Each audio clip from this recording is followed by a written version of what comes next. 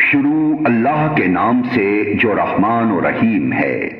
اے لوگو جو ایمان لائے ہو، اگر تم میری راہ میں جہاد کرنے کے لیے اور میری رضا جوئی کی خاطر وطن چھوڑ کر گھروں سے نکلے ہو تو میرے اور اپنے دشمنوں کو دوست نہ بناؤ۔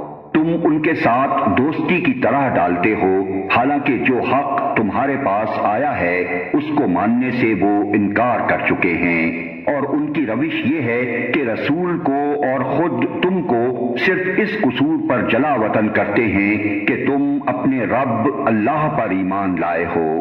تم چھپا کر ان کو دوستانہ پیغام بھیجتے ہو، حالانکہ جو کچھ تم چھپا کر کرتے ہو اور جو علانیہ کرتے ہو ہر چیز کو میں خوب جانتا ہوں۔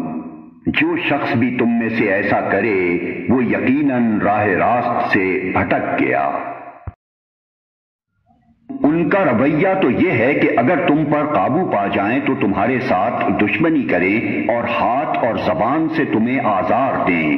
وہ تو یہ چاہتے ہیں کہ تم کسی طرح کافر ہو جاؤ۔ قیامت کے دن نہ تمہاری رشتہ داریاں کسی کام آئیں گی نہ تمہاری اولاد۔ اس روز اللہ تمہارے درمیان جدائی ڈال دے گا اور وہی تمہارے اعمال کا دیکھنے والا ہے۔ تم لوگوں کے لیے ابراہیم اور اس کے ساتھیوں میں ایک اچھا نمونہ ہے کہ انہوں نے اپنی قوم سے صاف کہہ دیا، ہم تم سے اور تمہارے ان معبودوں سے جن کو تم خدا کو چھوڑ کر پوجتے ہو قطعی بیزار ہیں۔ ہم نے تم سے کفر کیا اور ہمارے اور تمہارے درمیان ہمیشہ کے لیے عداوت ہو گئی اور بیر پڑ گیا جب تک تم اللہ واحد پر ایمان نہ لاؤ۔ مگر ابراہیم کا اپنے باپ سے یہ کہنا اس سے مستثنی ہے کہ میں آپ کے لیے مغفرت کی درخواست ضرور کروں گا اور اللہ سے آپ کے لیے کچھ حاصل کر لینا میرے بس میں نہیں ہے۔ اور ابراہیم و اصحاب ابراہیم کی دعا یہ تھی، اے ہمارے رب، تیرے ہی اوپر ہم نے بھروسہ کیا اور تیری ہی طرف ہم نے رجوع کر لیا اور تیرے ہی حضور ہمیں پلٹنا ہے۔ اے ہمارے رب، ہمیں کافروں کے لیے فتنہ نہ بنا دے، اور اے ہمارے رب ہمارے قصوروں سے درگزر فرما، بے شک تو ہی زبردست اور دانا ہے۔ انہی لوگوں کے طرز عمل میں تمہارے لیے اور ہر اس شخص کے لیے اچھا نمونہ ہے جو اللہ اور روز آخر کا امیدوار ہو۔ اس سے کوئی منحرف ہو تو اللہ بے نیاز اور اپنی ذات میں آپ محمود ہے۔ بعید نہیں کہ اللہ کبھی تمہارے اور ان لوگوں کے درمیان محبت ڈال دے جن سے آج تم نے دشمنی مول لی ہے۔ اللہ بڑی قدرت رکھتا ہے اور وہ غفور و رحیم ہے۔ اللہ تمہیں اس بات سے نہیں روکتا کہ تم ان لوگوں کے ساتھ نیکی اور انصاف کا برتاؤ کرو جنہوں نے دین کے معاملے میں تم سے جنگ نہیں کی ہے اور تمہیں تمہارے گھروں سے نہیں نکالا ہے۔ اللہ انصاف کرنے والوں کو پسند کرتا ہے۔ وہ تمہیں جس بات سے روکتا ہے وہ تو یہ ہے کہ تم ان لوگوں سے دوستی کرو جنہوں نے تم سے دین کے معاملے میں جنگ کی ہے اور تمہیں تمہارے گھروں سے نکالا ہے اور تمہارے اخراج میں ایک دوسرے کی مدد کی ہے۔ ان سے جو لوگ دوستی کریں وہی ظالم ہیں۔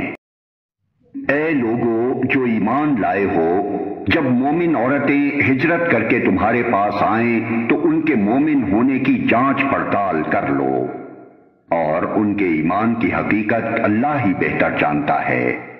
پھر جب تمہیں معلوم ہو جائے کہ وہ مومن ہیں تو انہیں کفار کی طرف واپس نہ کرو، نہ وہ کفار کے لیے حلال ہیں اور نہ کفار ان کے لیے حلال۔ ان کے کافر شوہروں نے جو مہر ان کو دیے تھے وہ انہیں پھیر دو، اور ان سے نکاح کر لینے میں تم پر کوئی گناہ نہیں جبکہ تم ان کے مہر ان کو ادا کر دو، اور تم خود بھی کافر عورتوں کو اپنے نکاح میں نہ روکے رہو۔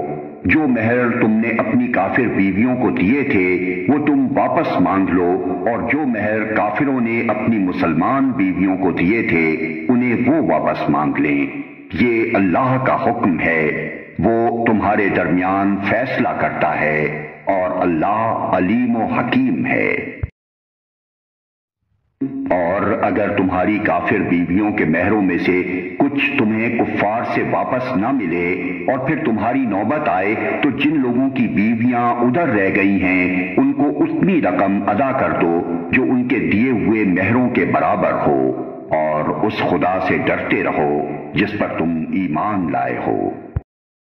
اے نبی، جب تمہارے پاس مومن عورتیں بیعت کرنے کے لیے آئیں اور اس بات کا عہد کریں کہ وہ اللہ کے ساتھ کسی چیز کو شریک نہ کریں گی، چوری نہ کریں گی، زنا نہ کریں گی، اپنی اولاد کو قتل نہ کریں گی، اپنے ہاتھ پاؤں کے آگے کوئی بہتان گھڑ کر نہ لائیں گی، اور کسی امر معروف میں تمہاری نافرمانی نہ کریں گی، تو ان سے بیعت لے لو اور ان کے حق میں اللہ سے دعائے مغفرت کرو، یقیناً اللہ درگزر فرمانے والا اور رحم کرنے والا ہے۔